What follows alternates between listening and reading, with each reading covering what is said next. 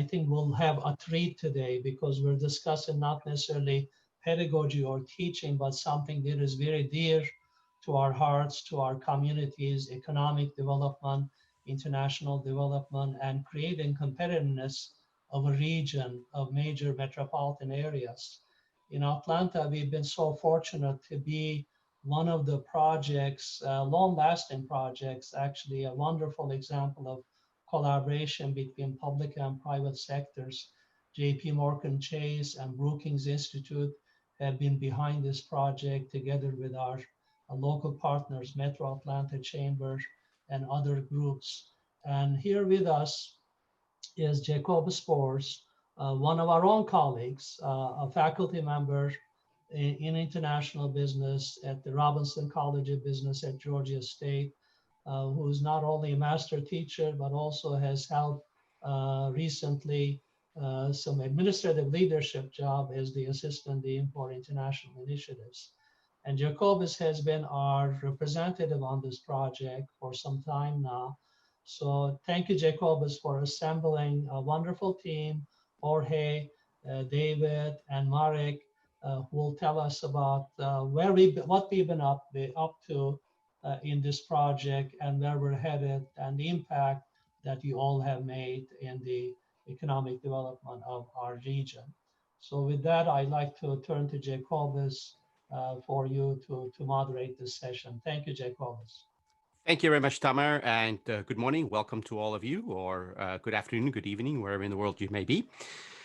We have an exciting panel and a lot of material we think that we would like to share with you. So instead of spending a lot of time introducing everybody, myself, I'm going to just ask us to go around the circle here and ask everybody to just do a brief introduction themselves. I'm going to start with David Balos from JPMorgan Chase. David, would you briefly introduce yourself? Yeah. Hello, everyone. David Balos. I'm a vice chairman and managing director at JPMorgan. I've been with the firm for almost 35 years and have worked closely with this team that you just heard described to you. And I'm looking forward to the conversation about this very important topic. Marek, Brookings Institution. Marek Gootman. I'm now a non-resident senior fellow at the Brookings Institution, and for roughly 8-9 years, I was director of strategic partnerships and global initiatives and a fellow that oversaw this global cities initiative that we're going to discuss and the outcomes that we're going to hopefully draw lessons from. And just briefly, the Global Cities Initiative was a multi-year cross-sector effort to help city regions improve, strengthen the international economic connections and competitiveness of their economies. Thank you. Jorge, Fernandez. Good morning, everybody. It's a pleasure to be here and join this panel. I'm Jorge. I'm with the Pendleton Group. Pendleton Group is it's an economic development consultancy firm. It's small, but the uniqueness is that everybody has been engaged in one way or the other, working with communities and cities and counties in the competitiveness and how to help them with that.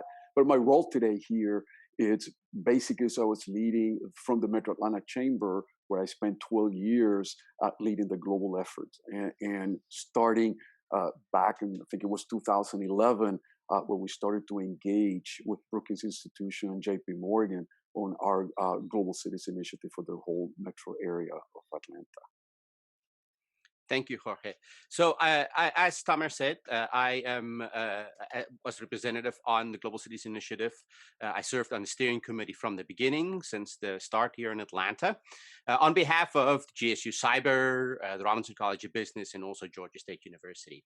Along with some graduate students, we supported some of the research and analysis that was done in Atlanta, collaborating with the Metro Chamber of Commerce, of course, also the City of Atlanta, which was an important part of all of this effort. In the later stages, we had some research report from Georgia Power, Deloitte, and some others. Actually, in the final stage of the project, Dr. Danish Shah in the marketing department at Robinson College developed a big data platform looking at social media and other media to track the perception of Atlanta, and in order to develop some kind of sense of what our identity is, in order to manage that identity.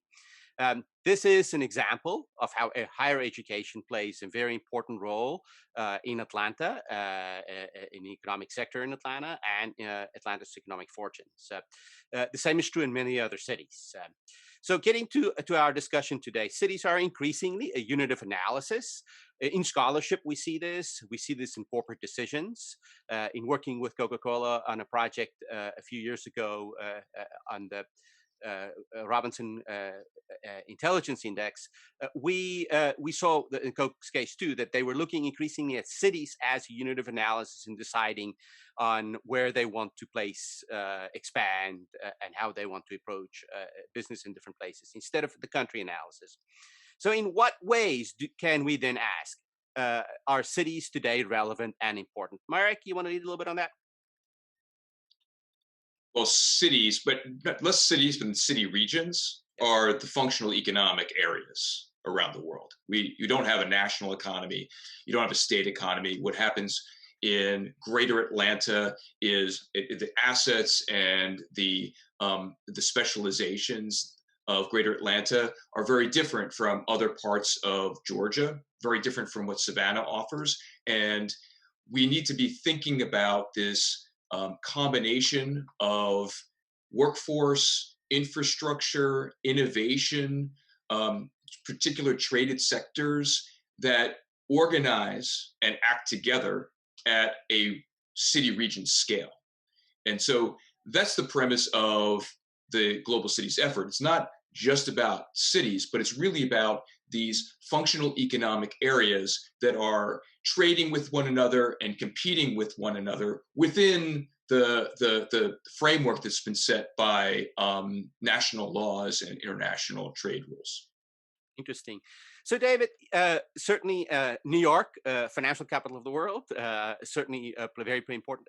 How do you, from the private sector, the financial sector, look at cities? How do you see cities in this?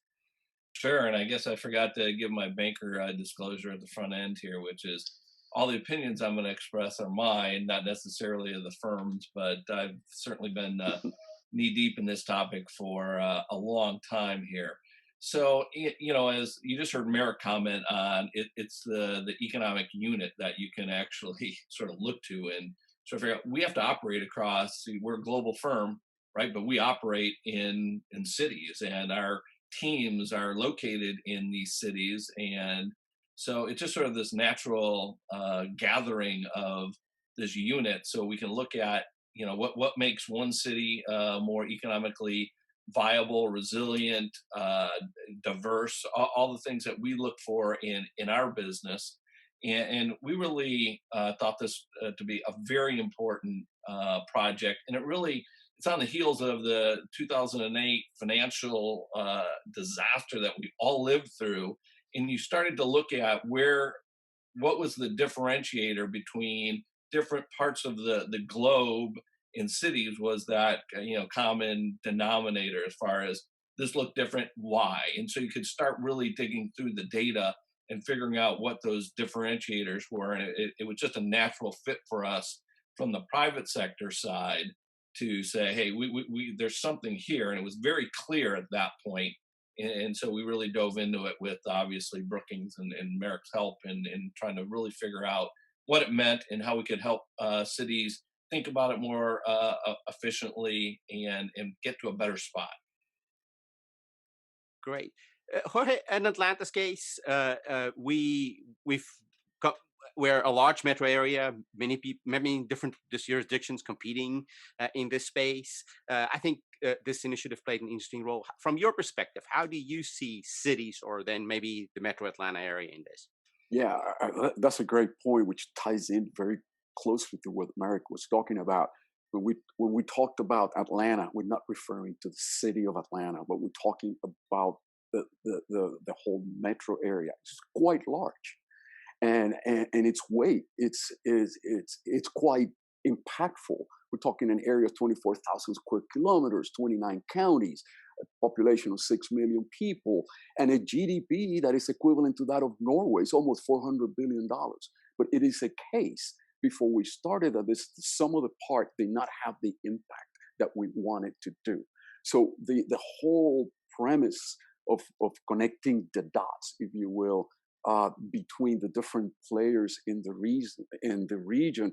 How do we come together to sort of build at the end of this exercise? What's the story, if you will, that we could convey to the world about the relevance of Atlanta, about how it's the story, how it's an engine to generate economic activities, to generate knowledge activities, ideas activity to sustain growth and have an impact. So that's where the real value of all this thing is. So the challenge for us, in order to make that relevancy, was connecting the dots and forming this alliance. So the impact of all the statistics makes sense, and we can corral all those efforts into one end. Marek, we certainly Brookings Institution is data is it's what it's all about, and that was the underlying principle of everything we did on this project. On this, but you already said a minute ago that this is not just about cities; it's about the regions and the areas. Mega cities, MSAs, regional.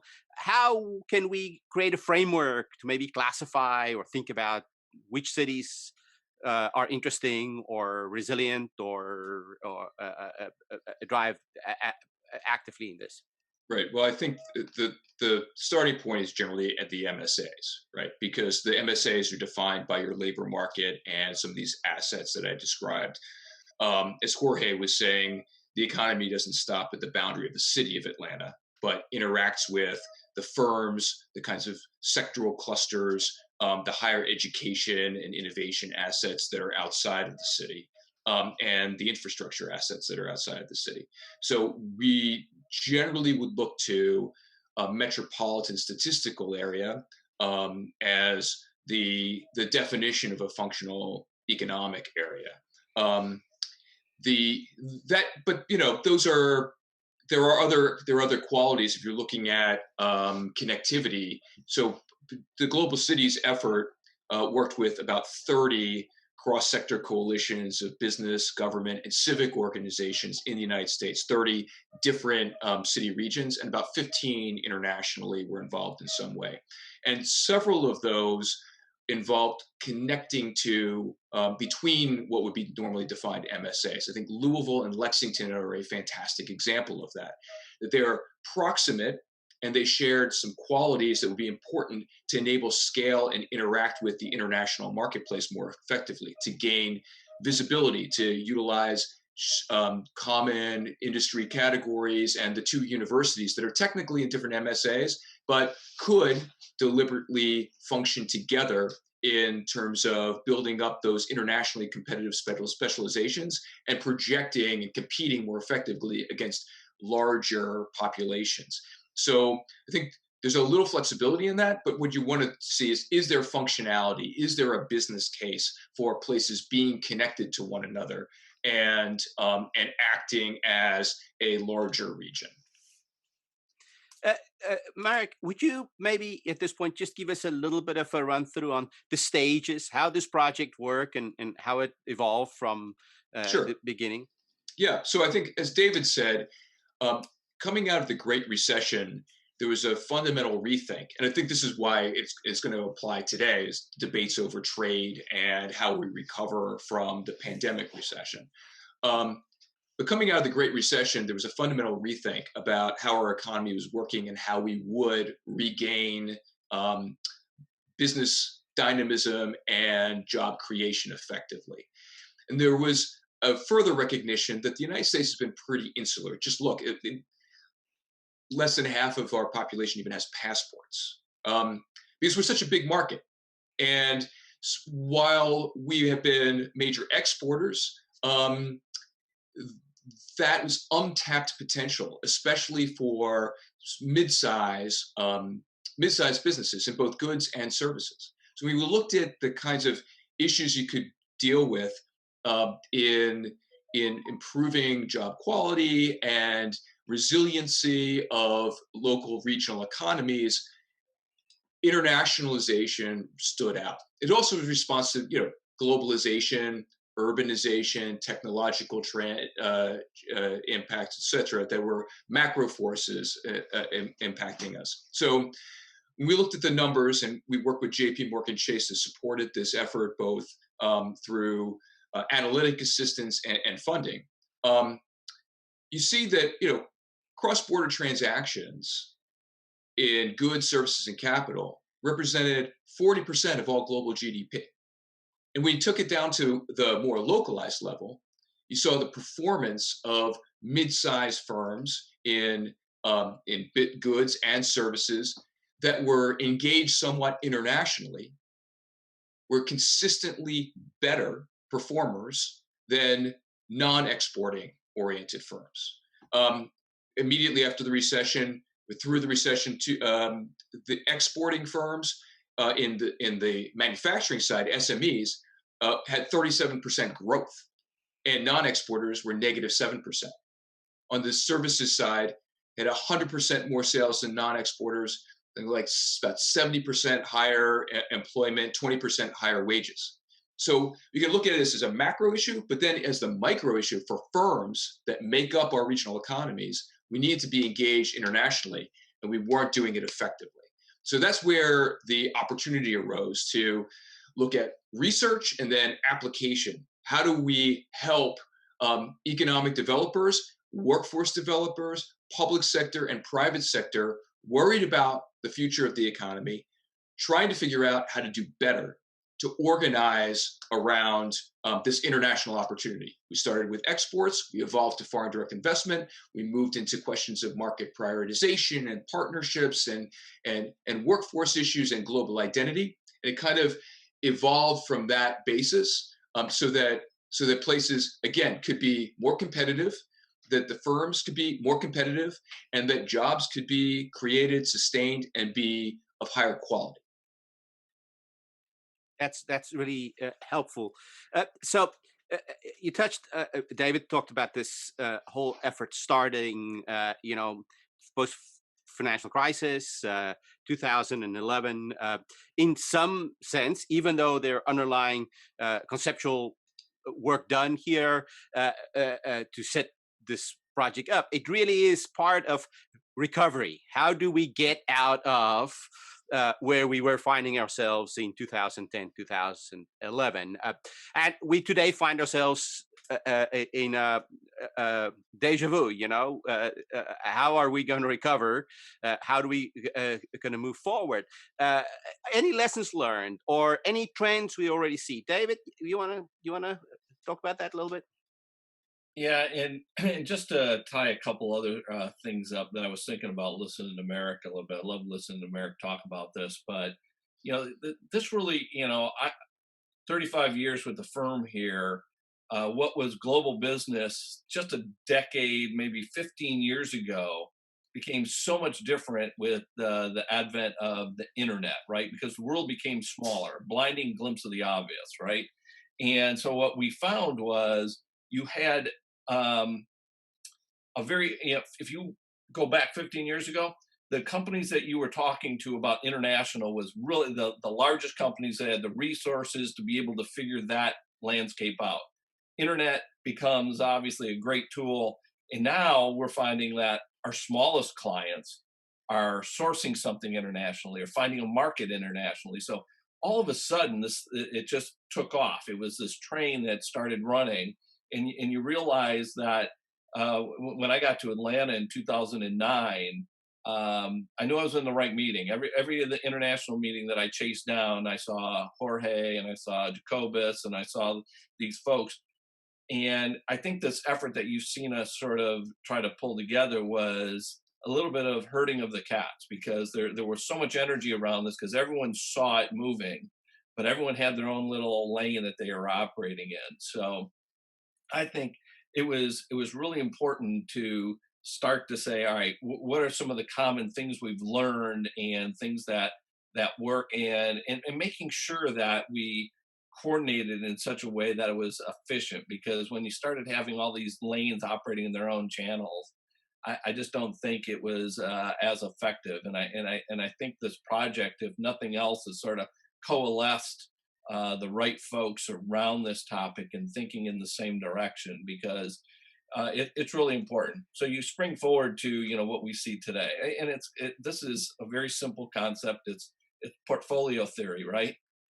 Those companies that have diversity of resource, where they're sourcing their resources to do whatever they do, whatever that is, and if their markets are diversified, they're more resilient, right? So whether that's a financial crisis of 2008 or a pandemic crisis that we're in right now, the thing that we always find, and it's the thing that I'm most intrigued by, is resiliency of the entrepreneurial mindset, right? People have figured out how to operate in a pandemic environment. They've struggled. Many companies have struggled, but it's adapting and figuring that out. And some of which is, geez, maybe those traditional sources I had internationally aren't there. They know how to pivot now. They might not have known how to pivot as well, 5 years ago, a decade ago. But so it's all of those things that sort of play into the resiliency of an economy, and it's obviously centered around the MSA regions, and some are certainly more resilient than others. And our goal here is to continue to move them all towards greater resiliency and that diversity that I think is really powerful. Any examples of resiliency, of firm entrepreneurial resiliency? Oh, I know God, it's difficult because you may find yourself in a space here you cannot talk about, huh? There's hundreds. Literally. And I'm responsible for Georgia and Alabama in the JPMorgan world, which is literally around the globe. But the examples of it are just around what I just said. You've had supply chain disrupted, but all of a sudden, and I'll use an example. It's around PPE. Right. So all of a sudden there's a shortage and there's this huge demand for PPE to fight the pandemic. We've had companies that said, you know what, I've got a supply chain that can help source and build that wasn't focused on PPE, but they can pivot their business model because the supply chain's in place.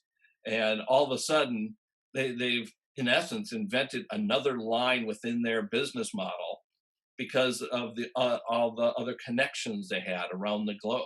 And I mean, some of that stuff happened literally within weeks. If it was days, weeks, but no more than a quarter. And someone had figured out how to deal with that because there was a need, and someone had this global perspective that really helped them address a very real, very important need. So that's just one example, but I'm always amazed at the speed and the creativity that's out there. Jorge, do you have some Atlanta examples? Yeah, my mind is racing 1,000 miles an hour because this is a fascinating topic, and then we talked a lot from your question to Marek to the response that David just had. But let me interrupt. The example I just gave you was an Atlanta-based company. Mm-hmm. That's great. One of the things that I just want to go back to the point is, because it's sort of brings everything together to the genesis of the program, is that we, just like a company, major cities are competing against each other, but you got to really, through data and through cooperation and breaking those silos that David mentioned, how do you bring people together to connect those dots and create an alliance to really define what are those competitive characteristics of the region? And in the economic development world, which is a hat that I'm wearing right now, traditionally we always compete in terms of FDI stock and the trade, how much but does that really matter when you have to pivot, right? And we have all this example of what we did during the Global Cities Initiative, responding to the crisis of 2009. But the genesis of that and the motor, the engine behind that, is still valid today, because there's not one way alone that cities can compete at the global scale. You have to really know what are your characteristics compared to Atlanta versus New York or London. So what's your core DNA? And brings us back to the initiative that we were working in terms of what is the Atlanta story through the Georgia State work on the perceptions on Atlanta, and just like we did in 2009, give you some example of what is happening now because of the work that was done and understanding what is that DNA that the region has that goes beyond the traditional FDI stock and things that normal economic development measures. It's understanding what is the soul of the region from an economic development or from an economic perspective, and understanding the traded sectors, and knowing which of those are you can prove by actions and data that you are who you say you are, and it's relevant, and it's a global demand, and it's innovative enough. And in this crisis, bring it back to the example. One of the trader sectors which we did a very deep dive was in supply chain and in the healthcare side, and there were some aha moments on that. And in the supply chain, what we found out that Atlanta was not the strength in the traditional logistics and connectivity physically, but digitally. So the digital supply chain, moving the data, became an integral to the definition of what Atlanta is in terms of supply chain. And we got examples of that on what is happening at UPS, where innovation is happening everywhere, but the control center for that is here in order to respond to the issues that we're facing right now regarding supply chain. And the other one is on healthcare. The most important one is the creation of the Global Health Alliance that was just recently announced, which brings together all these different elements throughout the region, from academics and business and the nonprofit world and government agency to respond to this global crisis that we're doing right now.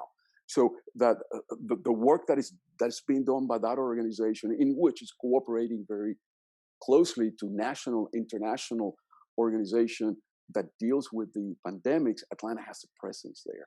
Now, that's a good example of doing all this exercise that we went through the Global Cities Initiative and focusing on who we are and being able to contribute to that competitive factor and how you pivot in those two traded sectors.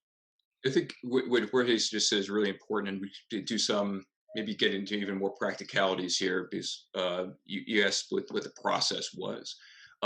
First reiterate a couple of points. Number one, when you ask what is a global city, everybody used to say New York, Paris, Tokyo, right? That's not the answer now. So over the past decade that we've been exploring this, but even a little bit before that, there emerged from maybe 60 places that were recognized as really hubs of international trade and activities to more than 600, right? So the competition is much, much higher for places that are not a New York and an LA.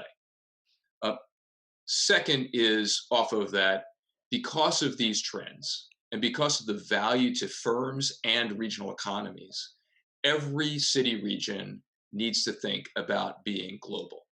And we had in the Global Cities effort ranged from Los Angeles and Chicago and London to Des Moines and upstate South Carolina, which is one of the highest foreign direct investment intensities in the country, and Wichita, places that you wouldn't be able to find on a map if you were an international investor under normal circumstances, or an international business, because everybody says, oh, we're going to go to New York, we're going to San Francisco.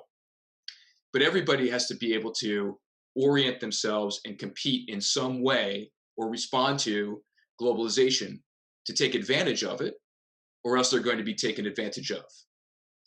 And this trend is not going to reverse. I mean, we see a lot of noise and policy shifts around international engagement, international trade, but we are not going to reshore everything into this country, and no one is. So this is going to be an important dynamic that has to be dealt with by people who are enabling economic growth and supporting businesses and supporting workforce and innovation in their economic regions to be successful. We went through a process, built up a process by which you did exactly what Jorge described. Bring together all of the actors that are responsible for international engagement and economic development so that they can, as David said, organize themselves, fill gaps, eliminate redundancies. Resources are certainly not unlimited. Are we doing things as efficiently as possible and all focused together based upon what the quantitative and qualitative research shows will be having the most impact? So did a market assessment, organized around strategy, converted that into operational plans and commitments to implementing individual tactics, and then performance measures. How are you going to see whether you made any progress in this? I think from that, there are these lessons that are very consistent for anybody who's trying to support the economic growth and vitality of these city regions and businesses and job creation. Focus on those specializations with a global reach, because if you are in Des Moines, you don't have everything. What are you really globally competitive and potentially known for? Prioritize markets through analysis, not this broad sweep. Hey, everybody's going to China this year. We should go there. Who wants to come? Be really much more strategic. There are tons of interesting tactics that came out for economic developers and universities, Anchor, to be more visible and connect commercial opportunities. But above all, integrate international into mainstream economic development activities. Too often, it seemed, when we learned that international was something that somebody did over there. Like, there's a World Trade Center here. You should go talk to them. It wasn't embedded in efforts around prioritizing what sectors would be targeted. It wasn't, local economic development professionals were underinformed about what questions to ask when they're talking to firms and who to refer them to. All of these different elements, I won't go on to details, but very, very specific results or efforts changed, and those relationships changed so that we could spend our time and money more wisely in places that would build up not just, oh, that's international, but build up the whole economy and businesses in it. So I think those are kind of like fundamental operational cultural changes in the way people were doing economic development that resulted from this, just focusing on this in that way. That's really helpful. And before we explore that a little bit further, I would like to just do a reality check here for a minute. And so, Global Cities Initiative, globalization, is that passé? Are we moving towards the area of deglobalization? Marek, you said no. Just experience, sense, data about this. David? Well, I can take a first stab at that. If you just look at look at the portfolio companies that I deal with, if you start to say you're going to start looking inward, and all of a sudden, how the markets that you've been working to tap into, you're going to change the course of that. You're going to shrink your world. You're going to limit where you gather your resources from, be it raw material or intellectual talent or any of that. It's just almost inconceivable to think that you could go backwards in this kind of mindset. It's actually quite the opposite, right? Because of what we talked about, those companies that are more global in thought process are more resilient. They can handle business cycles. They can handle pandemics. They can handle what's coming at them because they've got a broader scope of resources from which to draw. So I'm hard pressed to think that we could move backwards in that. Right. Yeah, I really agree. I mean, I honestly think with what I've seen in the economy going on right now, and talking to companies and organizations, no one has abandoned at all the international global reach. There were some lessons learned, perhaps, on globalizations. There's some political trends behind it. There were things that I think we're learning what went well, what went wrong, and trying to do something around it. But we will never disengage from the world. I mean, we, when I say we, is the collective we, everybody, not just the United States. I think that's still as relevant as ever. And the example that I gave of the Global Health Alliance is an example of that, and what the airport is doing with the metropolis coalition of airports that are tied into to global hubs or the aerotropolis, or engaging what the airports are doing at a global scale. And what I hear from or I've been participating on different initiatives around commercial diplomacy that cities within the metro region right now are undergoing, trying to reach out to partnership. And it's not just the partnership, but it's to sustain in this climate. Those relationships are still going on at high speeds. And look what happened between the U.S. and Canada or Mexico. The borders, particularly with Canada, the border for you and I to travel are closed. You just cannot go to Canada right now. But the traffic, the commercial traffic, the cargo is flown across border, both by air and by land, constantly. And the statistics are there. So that engagement, it's still going on a lot. And I agree with David that that's top of mind of corporations. Sourcing, it's another thing that companies are looking for. Alternatives, again, it's the resilience. How could I pivot? It's not abandoning what I did before, but what other options do I have? But those options are still have the global components to it. Yes, yesterday we were on a roundtable where comes partly out of this effort in Atlanta, looking at resiliency in supply chains. And it was interesting. Scott Ellison from East West made this point that they manufacture here, they do it in China, they do it in Vietnam, they do it in Costa Rica now, that the fully loaded cost in a manufacturing facility in the United States, this is not just labor cost, fully loaded, it's about $60 an hour.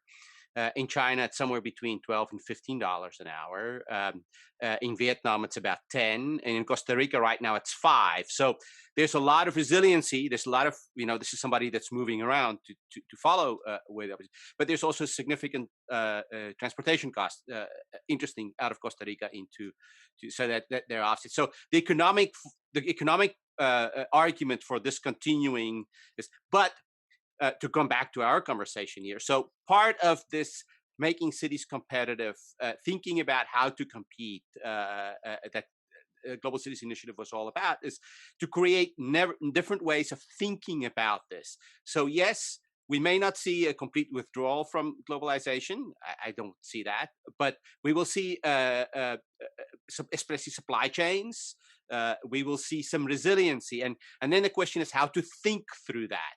And in many ways, what has happened, certainly in the Atlanta area, is the way that this has functioned is we have seen people think about the problem differently, and therefore a very, very powerful output. Marek, any other cities where there's been different dynamics, interesting dynamics? Every other examples that would be interesting to the audience here from other cities?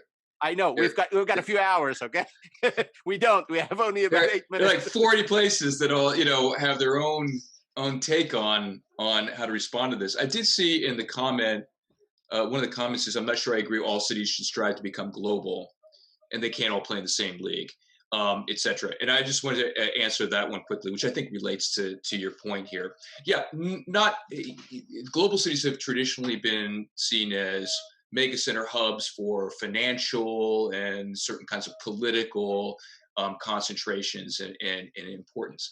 I think the point here is not to become defined as, oh, this is a global city, but that the orientation and the response to being global needs to be incorporated into every place, so that they're thinking not just about like their area, their local market, but how they interact with the international marketplace and respond to increased competition from the international marketplace to capture value of increasingly mobile talent, investment, commercial activity, innovation.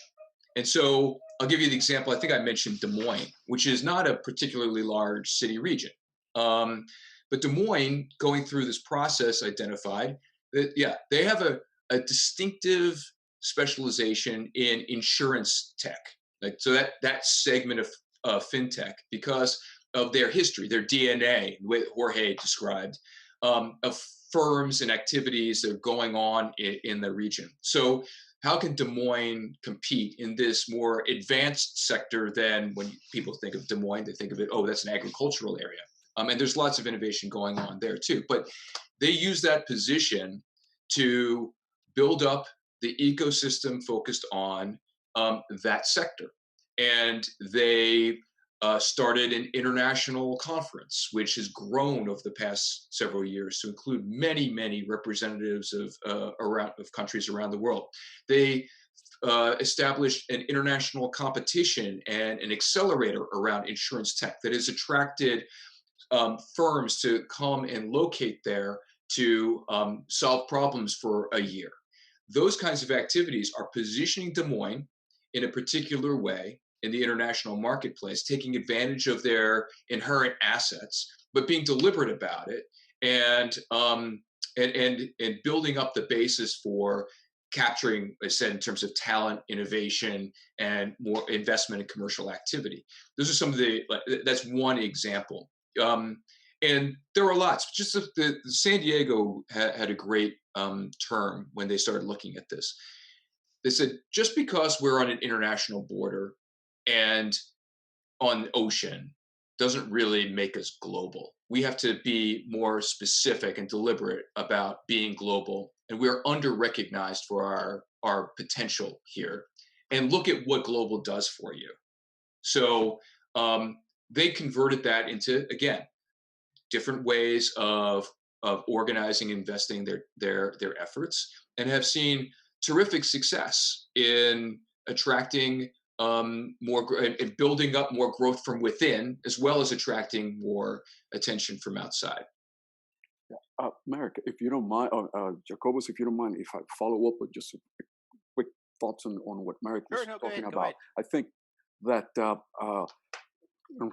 related to the question that somebody asked regarding you cannot compete. I think, Marek, correct me if I'm wrong, that when Brookings did some classification, you came up with 7 different categories of cities, depending on what their strengths are, and looking at parochial from the Metro Atlanta area, we fell in the category with cities similar to Seattle and Amsterdam and Boston, and we were classified as a knowledge capital based on all the exercises that we went through the different phases, and the characteristic is what are those competitive characteristics. But competitive doesn't mean necessarily that it's not a zero-sum game, but it's how do you cooperate, how do you build those relationships and make it a win-win. And if you take at the definition of knowledge cities, which takes some of those issues that we talked about earlier from the Metro Atlanta, it's the size of its economy, the number of Fortune 500, and the airport. And similar to San Diego, we found out just because we had the airport, which is the most traveled airport in the world, with 110 million passengers a year, doesn't necessarily makes us that a global cities. And Jacobus, you and I participated in a follow-on to this on the sustainment of global cities of the Gateway Project. So what we found out is how do we connect those dots beyond what's beyond the gateway of the airport to really make us competitive. And I think which is relevant to the audience here today, knowledge cities include in this definition beyond everything that we talked about is how do we define our and the metrics around the creation center and how do we sustain the growth through the high value of the economy defined in terms of human capital, innovation, connectivities, and the role of the universities and those knowledge centers and innovation centers, etc., which goes beyond going back again the traditional FDI stuff. So that connects to everything that we have been talking about is that role that the universities play with the private sector on innovation and contribution to global innovation makes the case. For example, a company that we attracted here a few years back from Spain called IDOM, and is a partner with Georgia Pacific on the innovation again for supply chain, and how they are pivoting right now in terms of the competitiveness of use cases in supply chain at a global scale. So the solution to this program, even though they are being orchestrated here in Atlanta, are pulling in from other cities, which puts us on the same category and same league, which builds those relationships with the startups from Tel Aviv or startup from Amsterdam or from Boston and so forth and so on. So that is a great example on that classification and the role of the private sector and the universities and the economic development organizations maintaining that sustained growth in those areas of strength at a global scale. Actually, yes, it's interesting. So Maria Luisa Pino asked this question about connection between innovation and the entrepreneurial growth. And so in the case of Atlanta, actually, that classification of Atlanta as a knowledge city allowed us to think differently about who we are. Right. In a way. And then I also see a question here from Dr. Cecilia Gu, is that, so are we beginning to see some changes? Maybe it's too early, strategic changes or shifts in regional focus in cities, in regions as a result of the pandemic? Is there any sense of that? Marek, do you have any? Look, David, do you have any? You might have better perspective on that. Yeah, I think what we're seeing as far as a pivot in this pandemic environment, it's probably it advances this whole global mindset, because if you've got a supply chain that's broken, what you're going to do is look to further diversify your supply chain, look for other avenues. So I think especially for those that are just becoming more global, which is every company becomes more global, I think, every day. I think what it's done is it's accelerated this thought process around the power of what the diversity of operating in a lot of different markets and sourcing a lot of different places does. So I think it probably advanced it a little bit once they figured out what the impact on their business models really look like. So in a small way, it's a positive coming out of some craziness that we've all experienced this year. Right. And as a follow-up, I think this climate that we're living in with Zooming, it makes it easier in terms of reaching out to people without necessarily, in another time, we would say we had to get on an airplane and then take a picture of JPMorgan and send it to you, David. Now we absolutely, Jorge, that is, my blinding glimpse of the obvious about what the internet did for business as far as making the world smaller. This has just made it much smaller and much more efficient, right? Because guys like myself, Marek, who are and Jorge, who are on planes all the time to get to the clients, you know what, they're realizing, wow, this is pretty efficient. And you know what, you've just eliminated a half day of travel, whatever. You can just get a lot more done in this environment. Nothing's going to replace the personal relationships, and we can never forget that. But as far as like getting things really done, accomplished, a little more, transactional in orientation, this has been a game changer. Yeah, I think the most interesting thing is, I think it's way too early to tell ultimately how this is all going to play out. But what we were expecting was a substantial reduction in international mergers and acquisitions. And just because of the complexity of, like, you want to go there, you want to see. And I think that that reduction is not nearly, or that impact is not nearly what everyone anticipated it would be. So that was an interesting thing for me, that people are, to David's point, able to find alternative tools to continue to engage internationally in very aggressive ways. I would just restate that the response we're seeing domestically and internationally is not about retrenching. There are reshoring opportunities or nearshoring opportunities because firms wanted to have that supply chain be more resilient, some redundancies, not rely on one province in Asia for all of their sourcing.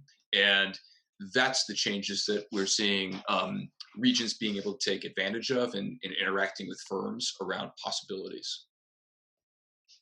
We are beginning to approach the end here. So I want to explore one other area a little bit. in terms of GCI, we looked at cities, and I can speak more to the Atlanta one, but maybe Marek and Jorge also. Traded sectors were interesting, innovation, talent, capital.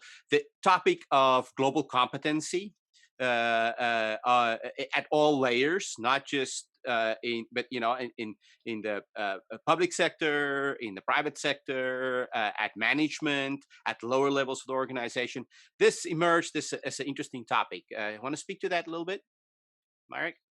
Sure. Yeah, and this is another reference, and I think it actually gets at one of the questions asked about successful examples outside city regions outside the United States, which have taken this on. If you go, we can post this or we can circulate it afterwards. At the very start of Global Cities, undertook case studies of U.S. and international examples for what would be a globally fluent city region, and this. What is the level of understanding, competence, practice that enables a region to interact effectively in an increasingly interconnected world economy? And they were organized into 10 different things or categories that you could look at for gauging it, some of which are just inherited. You had a legacy of being a center of trade. And some of which you could influence. So I'd recommend actually just looking at that and some of these case studies about places that effectively positioned themselves and made decisions about where they were going to invest their economic development efforts. Like Barcelona is one, Stockholm is another. I think even Tel Aviv. Auckland, we were a little less robust in terms of the Asian city regions because they're just extraordinarily different from sort of the North American experience. But that might be a good place to look. But it's like leadership with a worldview, the emphasis on specialization, the culture of knowledge and innovation, which you see it does put you in a more competitive position. Potential international connectivity, the ability to link up. And having a compelling global identity was at the kind of like the capstone of this, which is how you organize all of your efforts to define a distinctive position in the international marketplace, not a slogan, not a brand mark, but organize your business leaders, your university leadership, everyone to have the same message and going out internationally about what the value is for people to interact with whatever city region there was. I mean, so quick story on that, because I know a lot of you all are from universities. One of our first international efforts was when we went out to Brazil, to Sao Paulo, and the mayor of Columbus, Ohio at the time was with us, and representatives from Ohio State. And Ohio State actually has an international gateway down with business schools in Sao Paulo, and the mayor wasn't like fully familiar with what they do, but he asked the question, so when you're here, do you talk about where you're from? Do you talk about Columbus? And the answer was, well, no, not really. I mean, we're here because we're the American Business School who's partnered with this, but they're interacting with the business leadership of this really important economic hub that in Brazil. So just that connectivity about projecting what it is that Columbus has to offer through a university's primary role is not about economic development, was a remarkably effective outcome of this global cities effort that has yielded results. So I think that those are the kinds of things we think about in terms of everybody in a region having greater global fluency in order to maximize the visibility and impact of what you have to offer as a city region to the global marketplace. Yeah, I have an example. We can go on for a long time. David and Jorge, quickly. Real quick, it's taken that leap from, we have Coca-Cola and Home Depot here in Atlanta, right? So when I first got here, all the globally affluent people worked at those firms and they got stolen, right?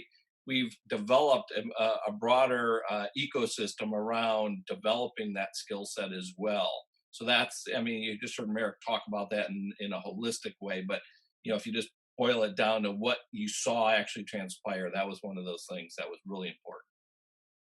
Great. Yeah, a very quick Jorge? example of that involves Georgia State, as a matter of fact. One of our traded sectors is the entertainment business. It's a $3 billion entertainment business. And through this project, we were able to work with Georgia State and with Kennesaw right here in Atlanta, and 2 universities in Toronto, very specific about a project around entertainment with a deliverable of a short film that has been submitted to several film festivals. And the movie is called I Am Here, which is about a very topic of immigration. And it is a fantastic film. And it's a product of cooperation between universities, not only in the metro region, but with another city that we play with, and within the trader sector that just happened to be here, but it's got a quick delivery. And you mentioned Barcelona, the Smart City Export. It's now the U.S. version is headquarters here in Atlanta because of the efforts that we did with Barcelona, specifically on smart cities. So those are 2 great examples of the traded sector connectivity. We are out of time. What an interesting and illuminating discussion. I really learned a lot and benefited a lot, and so did our participants. Just to wrap up here, there was one skeptical comment about the positioning as a global city. I think at the end of the day, the question is, how do you make your community, whether it's a region or metropolitan area, more competitive, so that you can lift the standards of living, and also well-being, and standards. I mean, quality of life. Whether you do that through tourism or through talent development or innovation, is your choice. But if in the final analysis, your success will be benchmarked by how successful you have been in those efforts on a global scale. So regardless of how you position yourself, you will be next to, compared to many other cities in your own nation as well as internationally. I thank you so much. This has been very, very interesting and beneficial webinar. Thank you, Jacobus, for your moderation today. Jorge, David, and Marek, it's been a great discussion. Thank you so much. We look forward to featuring you again. Thank you. Thank you.